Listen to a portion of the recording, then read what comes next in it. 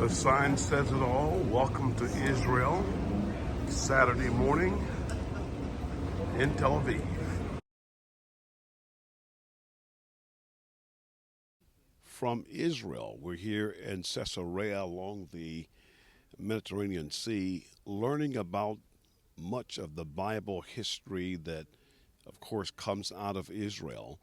We're here next to King Herod's palace, the remains of what is the palace.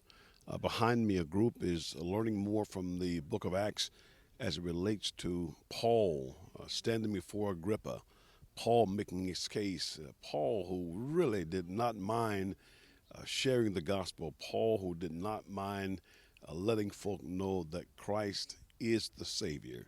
We'll keep you posted here from Israel.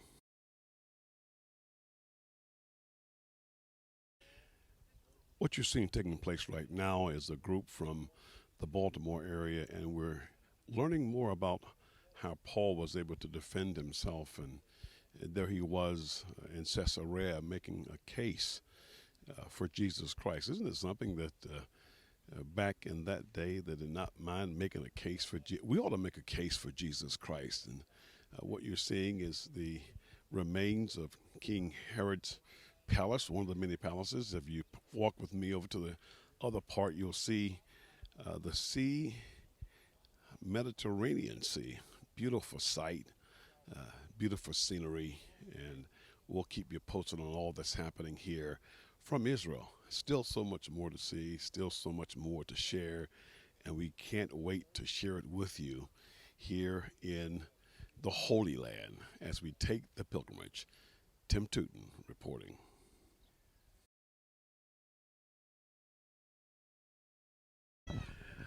Here in Israel, so much biblical history to talk about. You know, we talk about Nazareth, which is where Jesus was raised. It's where Mary got certainly revelation from Gabriel. That's just over my shoulder. Now, Nazareth today is a much different city, 300 back then, 9,000 now. But we talked about when Christ's ministry first began, how he went to the temple and began to read the scriptures. And then after he shared, he closed the word up. And then they, meaning the people who were against him, actually brought him to this place. And when they brought him here, they attempted, and you'll see from the passages, Luke 4, 16 through verse number 30, they tried to push him over the cliff. I'm actually standing at that place. Even now, it is a high place, it is a cliff. And this is where we know from biblical history that those who oppose him, but here's the good news. They could not push Jesus over. He found a way to get out and to leave and continue to spread the gospel. Here in Israel, with another fact from the Bible that we can really put to life here during this journey.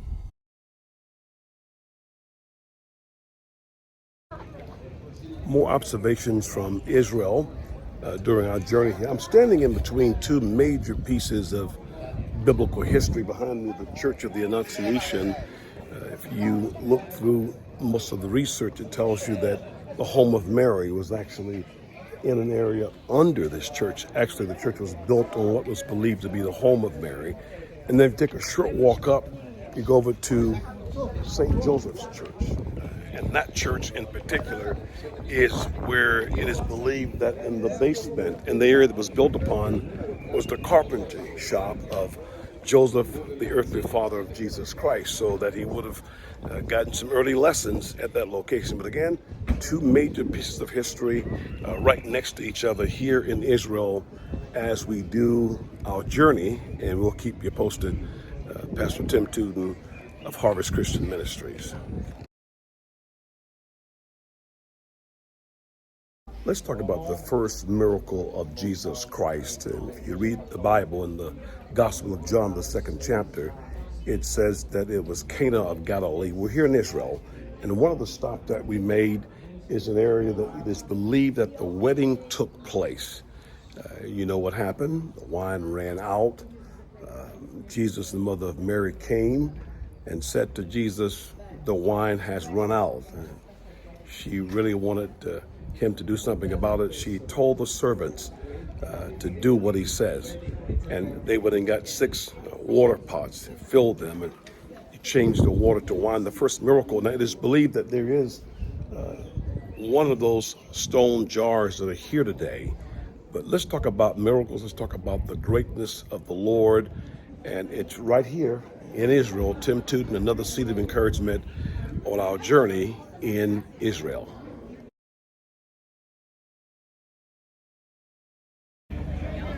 Good morning, good morning, good morning. I am on the Sea of Galilee in Israel. You know, you talk about how Jesus began his ministry. He was walking along the Sea of Galilee when he recruited those first disciples.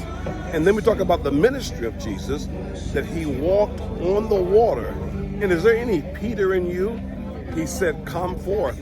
And Peter walked on the water. What a blessing. Now, Tim is enjoying the boat ride, but boy, if he showed up and said walk, I'd have to do it.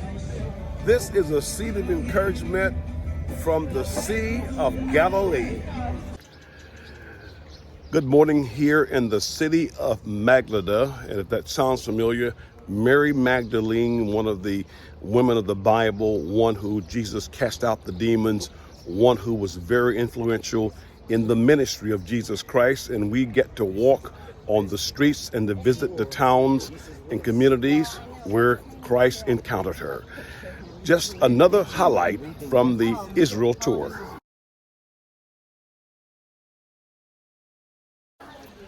As a part of our visit and pilgrimage here in Israel, we're actually in Lebanon today. Just had lunch at a Lebanese restaurant, and now we're going to a Lebanese peace garden. Quite a bit of history, relations between Israel and Lebanon, Lebanon being the border. Much history. In the Gospel of Matthew, the 16th chapter, beginning at verse number 13, you've heard the discussion Jesus is having with his disciples, and he really gives them a kind of a quiz. And here at Caesarea Philippi, who do men say that I am? And they were beginning to give answers. Some say you're Jeremiah.